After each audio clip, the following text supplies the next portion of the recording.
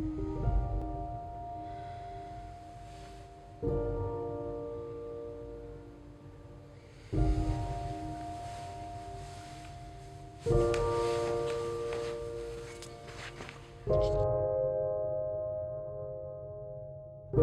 think for me the biggest turning point was when I started thinking about how important these issues were.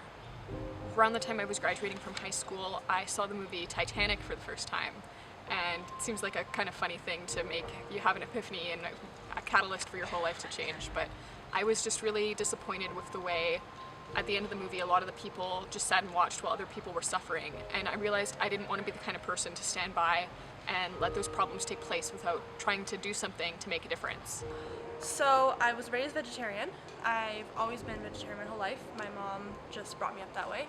And then about 6 years ago, she went vegan. And then about 4 years ago, I did. And basically I watched a lot of documentaries and I saw a lot of the horrors that go on. So that's really what brought me to be vegan. And then environmentally, I just try to do things that don't negatively impact the earth. Like, I know that if I buy another car, it'll be electric, and things like that I didn't even think about a few years ago. A worker of mine who has been vegan for about 5 or 6 years, and as well a ultra endurance marathon runner, she encouraged me to take up a vegan lifestyle by challenging me to go 2 weeks without dairy. And in that 2-week period, I began learning more, and that was kind of the trajectory of where it all began. I think so many of the problems that we have here that affect the communities in Maple Ridge and Pitt Meadows are so related to all the problems that are happening all over the world right now. I mean, things like the environment, that affects the whole planet, and so anything we do here affects everybody else.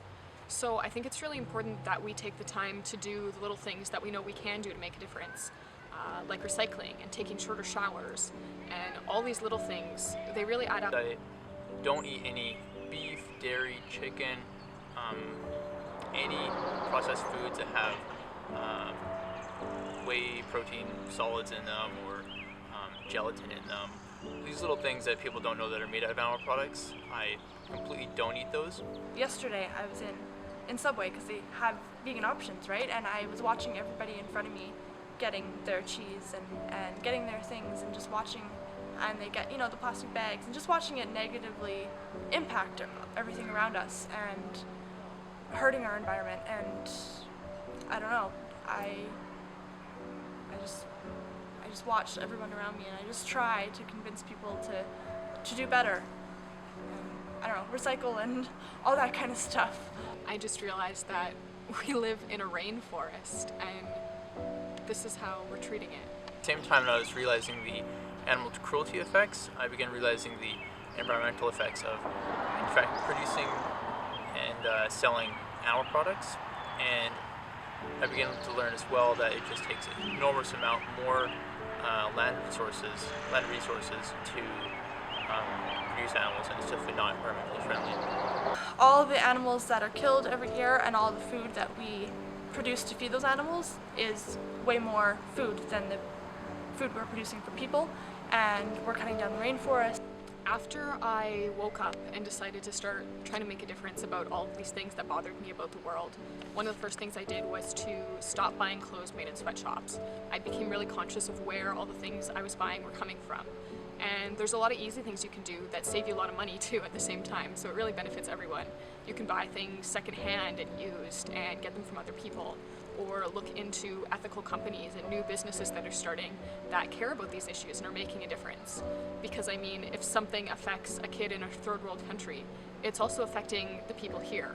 We might not see it every day, we can put it out of our minds and pretend it's not happening, but it is, and it affects our world. I usually ask people to watch whatever documentary I've recently watched, whether it's on the environment or veganism or just something that's going on in our world that's negative. I think it's important to be educated about these things so that we can help educate other people.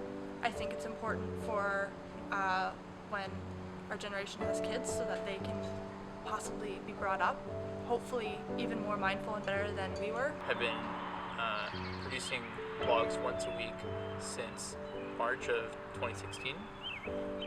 And it's just a platform for myself to get information out there. I just don't want to hurt the planet if I can help it.